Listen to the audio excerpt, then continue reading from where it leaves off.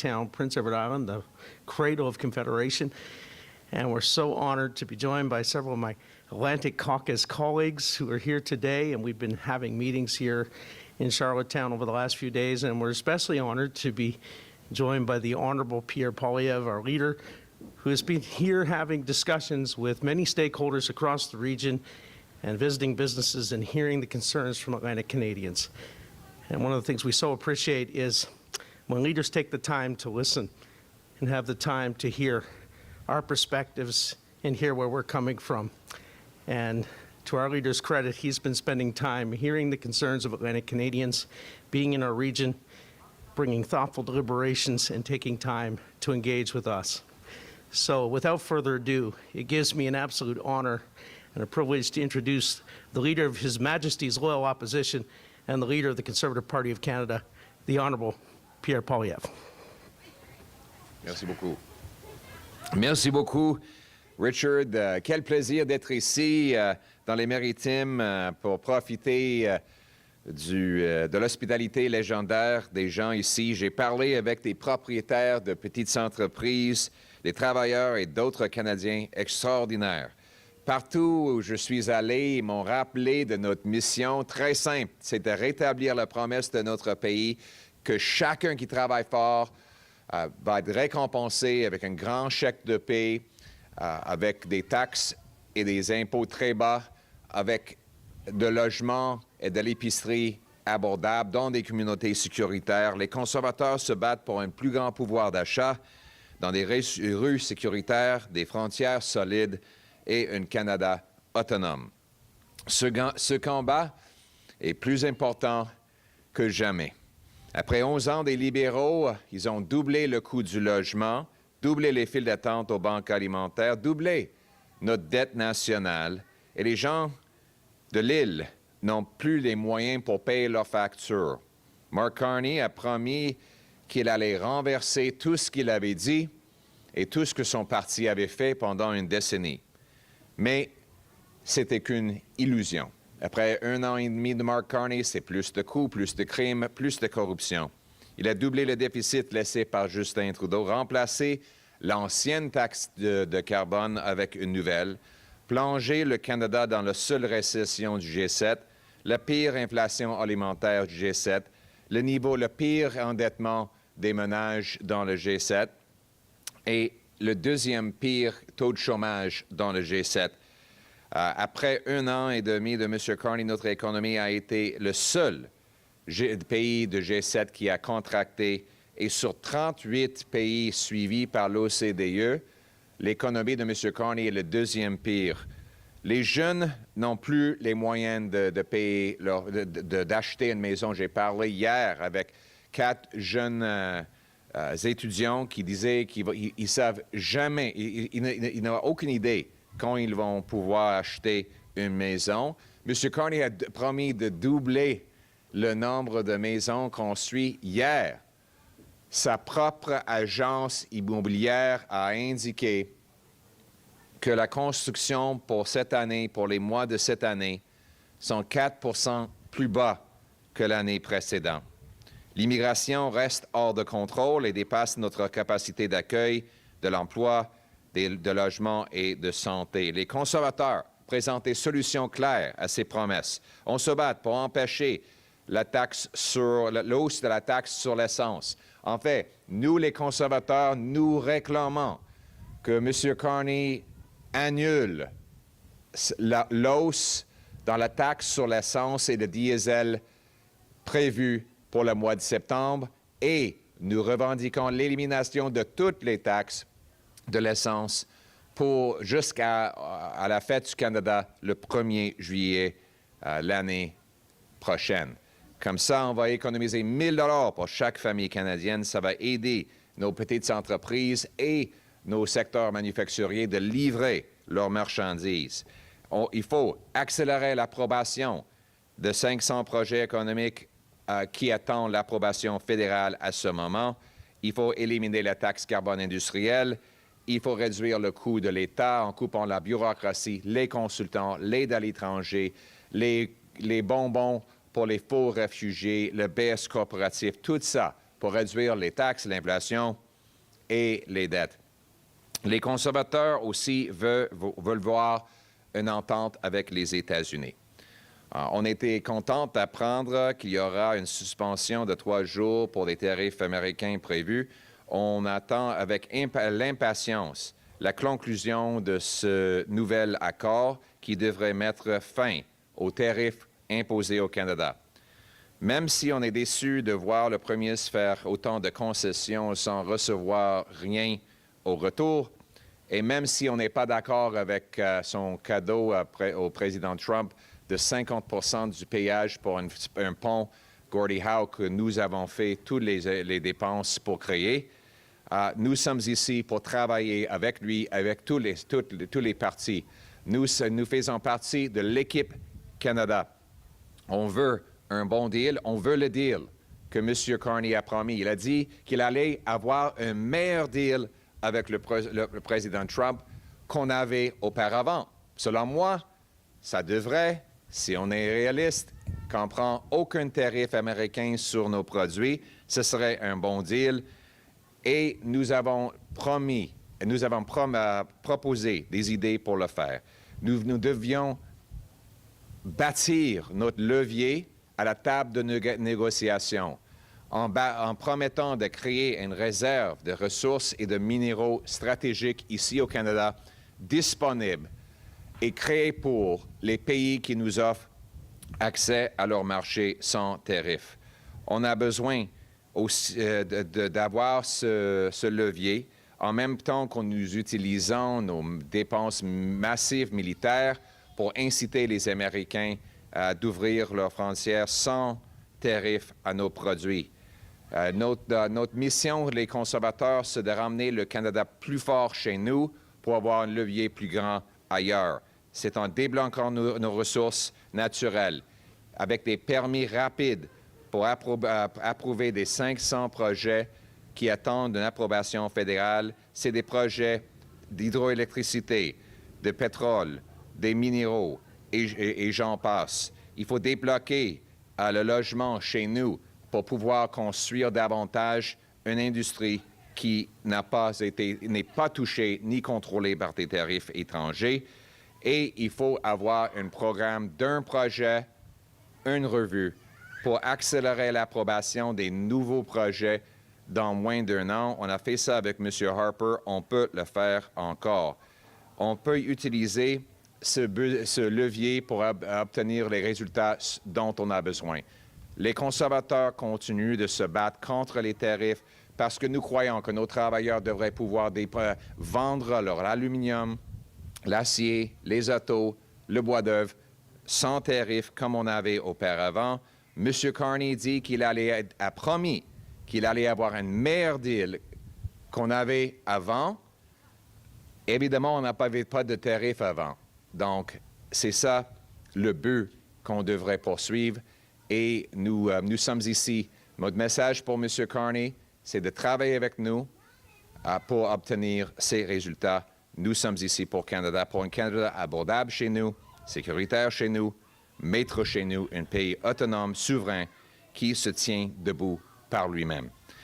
Thank you very much, and thank you to my incredible Atlantic Caucus team. Now in English, it is amazing, invigorating to be here in Prince Edward Island to take in the legendary maritime hospitality. Our Atlantic Caucus has been meeting with fishermen, small businesses, workers, and others. I've been doing the same. We talked with people across the island. We asked them what we should be doing for them, and they said, restore the promise. Very simple deal. If you work hard, you should be able to buy a nice house, live on a safe street, pay off your mortgage quickly, retire in peace, afford your groceries, and never have to worry about crime. Our mission as Conservatives, therefore, is a country with stronger take-home pay, safer streets, secure borders within a self-reliant nation. And we need that positive vision now more than ever. Because after a decade of Liberals doubling housing costs, doubling food bank lineups, doubling the debt, Islanders cannot afford to eat, heat, or house themselves. Mark Carney promised he would reverse everything he had said and everything his party had done in the preceding decade, but it was all an illusion. It has been more cost, more crime, more corruption, more of the same.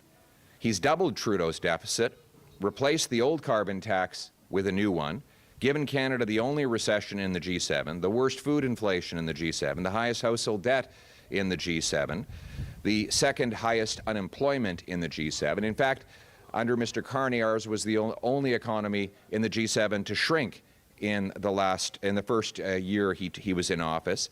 Out of 38 countries the OECD tracks, Mark Carney's economy was the second worst when it came to growth in his first full year in office. The result is that young people cannot afford homes. I was speaking to a number of maritime youth just yesterday who said they cannot afford a home and they don't know when they will ever afford a home. Mr. Carney promised that he would double home building. Yesterday, his own housing agency said that this calendar year, home building has been down 4% compared to the previous year. Insolvency rates are at their worst level since the Great Global Recession, as families are defaulting on payments. Meanwhile, he bails out his condo developer buddies. The Liberal Club gets carve-outs, bailouts, and handouts, while the working class in Canada gets taxes, red tape, and high prices. Crime continues to rage on our once tranquil streets. Rural communities where people didn't even need to lock the door are now worried about danger in their streets, all while the government wastes billions going after law-abiding firearms owner. Immigration remains out of control, overwhelming jobs, housing, and health care. Meanwhile, Conservatives are the only party with real plans to fix these problems. To start with, we're fighting to stop the Liberal Labor Day gas tax increase. Our message to Mr. Carney is do not raise gas taxes next month.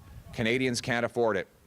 We need to get rid of all gas taxes until Canada Day 2027 to save every family $1,000 over that time. Doing so would boost our economy, allowing small businesses to move goods faster and more affordably.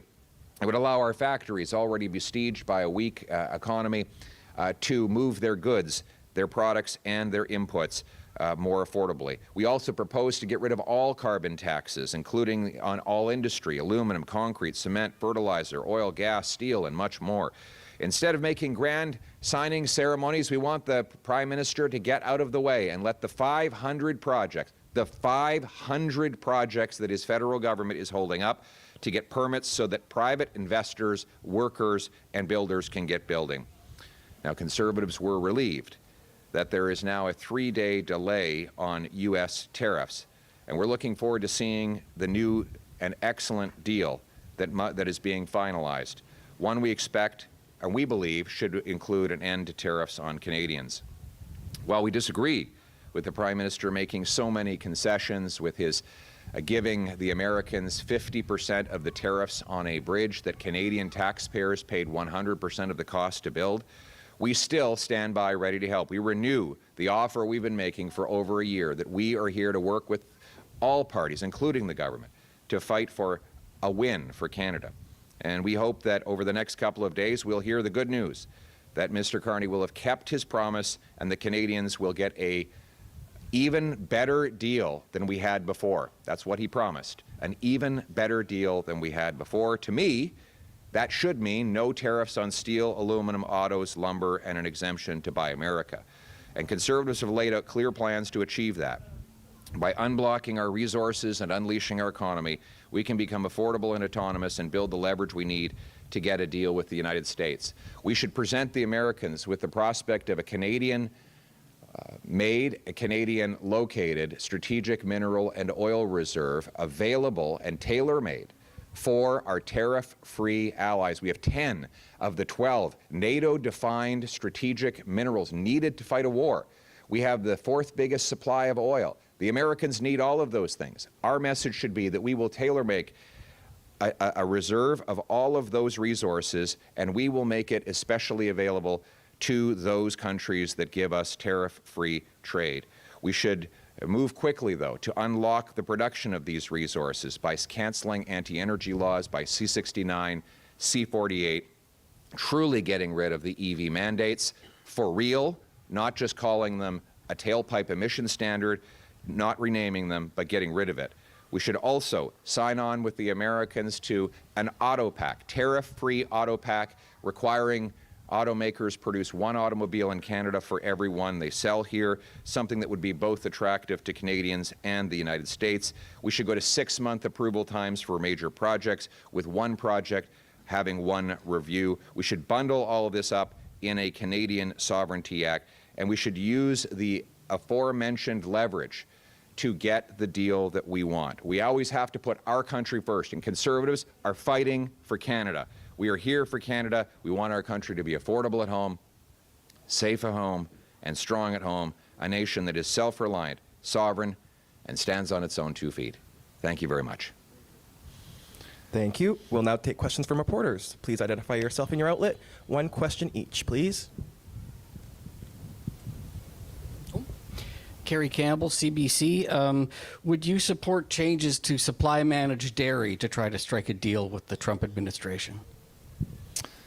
Well, what we do not believe that there should be unilateral concessions to the United States of America, getting nothing in return. We believe that the United States spends tens, if not hundreds, of billions of dollars in subsidies to its farmers, which put our producers at a competitive disadvantage.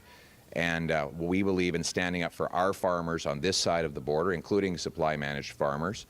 We believe that they produce an excellent product, and we don't accept the view that that our farmers are at are getting unfair advantages over the United States. If you look south of the border, they're the ones that are doing massive subsidies that create enormous one-sided advantages in their favor. So we think it's time for our Prime Minister to start fighting for our farmers and putting our own producers first. Oh, you got it. Okay. 1 second. I'm just going to pull up my question.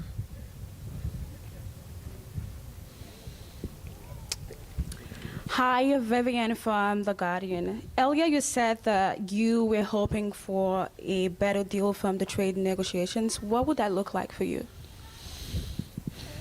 Well, let me just frame why I said a better deal. Mr. Carney made that promise. He said, and I quote, that we will have a better deal than we had before.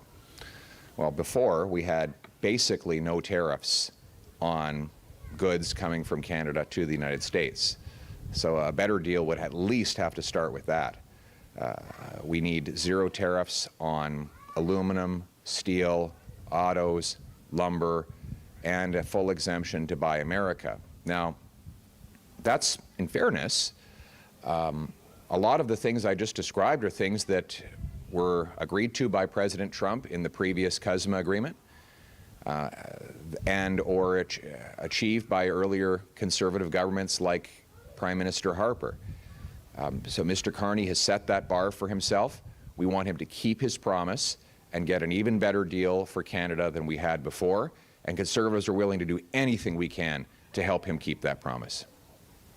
Maria Sarusi, TV News. Has the Prime Minister briefed you at all during these negotiations since the threat of Section 338 tariffs? No. No, in fact, we are here, and I reiterate my offer. Conservatives have offered to help the Prime Minister since the very beginning. I've done it numerous times in our phone calls. When I went to the United States of America, I very clearly refused to criticize him on foreign soil. I briefed him on my visit and my meetings with governors and other American leaders. And our MPs have reached out again and again to the government to offer any help we can. Richard Bragdon here is the chair of the Canada-U.S. Parliamentary Friendship Group. He's been continually offering his help, but Mr. Carney has refused to have any help from anybody. But we still want to make sure that he keeps his word and gets the great deal, the even better deal that he promised Canadians. Raphaël Caron, Radio-Canada. Le président Trump dit qu'il y a une entente. Est-ce que vous faites confiance au président Trump?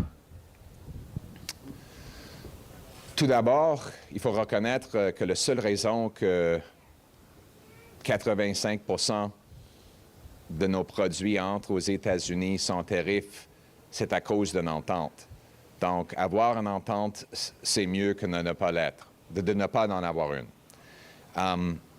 Deuxième chose, ce que je propose, c'est de bâtir de leviers qui durent longtemps.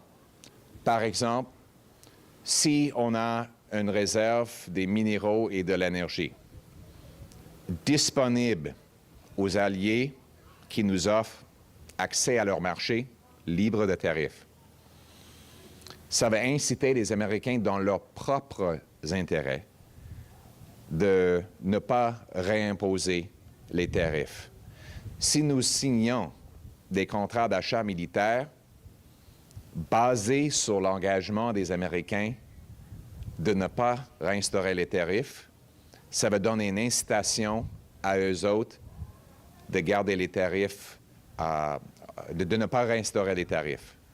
Donc, je propose de créer un levier, pas juste pour aujourd'hui, mais qui va s'appliquer aux Américains dans leurs intérêts et non pas les autres. Si je peux me permettre de répondre en anglais.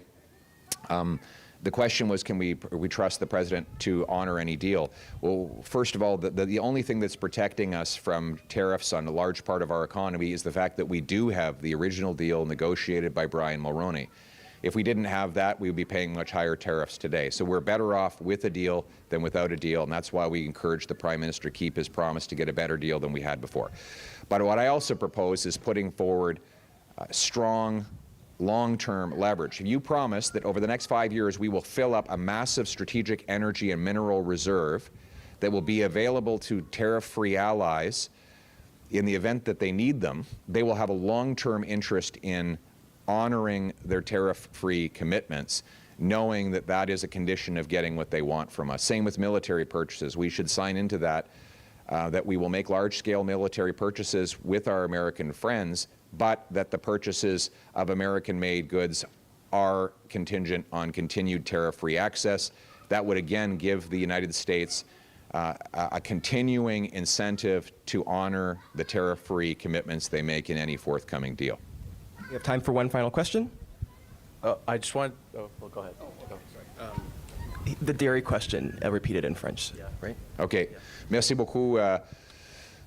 Nous ne proposons pas de faire d'autres concessions. M. Carney a fait une concession après l'autre sans rien obtenir et on n'a rien gagné. J'observe aussi que les conservateurs, excusez-moi, que les Américains font énormément de subventions à leur secteur agricole, ce qui est un désavantage pour nous et pour nos fermiers. Donc, dire que les Américains sont désavantagés de façon injuste n'est pas vrai. Moi, je crois qu'on devrait défendre nos fermiers, y compris nos fermiers qui fonctionnent dans la gestion de l'offre, et que nous devrions défendre notre secteur pour pouvoir produire davantage de nourriture abordable et de nous rendre plus autosuffisants. Thank you. This concludes today's press conference. All right. Thanks very much, everyone. Great. All right. We've got a local question for... Yeah, thanks. Sorry. Kerry Campbell, CBC. As you probably know, there hasn't been a Conservative MP elected on PEI. Well, just the one, Gail Shea, elected twice. The great Gail Shea. The great Gail Shea, elected twice. But other than that, no other Conservative MPs on PEI since the 1980s. You had 3 former PC cabinet ministers running on your ticket last time around, and it still wasn't enough. What are you doing to reach out? What are you doing to maybe adapt your messaging or just try to make Islanders more supportive of your party? I think it's affordability, affordability, affordability. Everywhere I go on the island, people say it is just too expensive here after a decade of Liberals. What have the Liberals have given the island? They've given you $1.80 a liter gas, unaffordable groceries, and now housing costs are absolutely out of control. And that, in the entire history of Prince Edward Island, that has never been the case. Young people in this province have always been able to afford homes, and now it's absolutely impossible. So our mission is to make Prince Edward Island an affordable place to raise a family, buy a house, pay off a mortgage, buy groceries, have meat and potatoes or lobster on the dinner table every single night. And we are going to bring in the policies of low taxes, low inflation, and unblock the resources of this incredible place so that exciting, affordable future can happen. Les trois priorités, c'est l'abordabilité, l'abordabilité, l'abordabilité. On va réduire le coût de la vie pour les gens ici. Les gens me disent que c'est trop cher ici. Pour la première fois, les jeunes de l'île ne peuvent plus acheter une maison. Le coût de nourriture est hors de contrôle et c'est 1,80 $ le litre, encore pire, pendant la journée. Ça coûte trop cher après 11 ans des libéraux. Seuls les conservateurs vont couper les coûts, vont réduire le coût de l'État pour réduire les taxes, l'inflation et les dettes. On va éliminer les taxes sur l'essence. On va réduire le coût de traverser le pont, tout en travaillant pour rendre la vie ici sur l'île abordable pour tout le monde. Merci beaucoup. Thank you. All This right. concludes Thanks very today's press much, everyone. conference. Thanks, guys.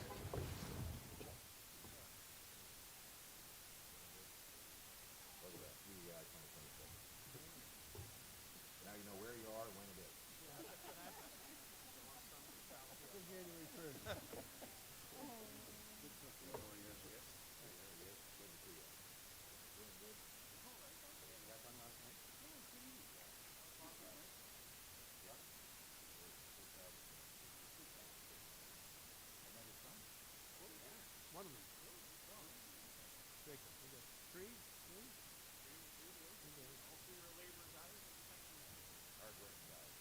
Hard working guy.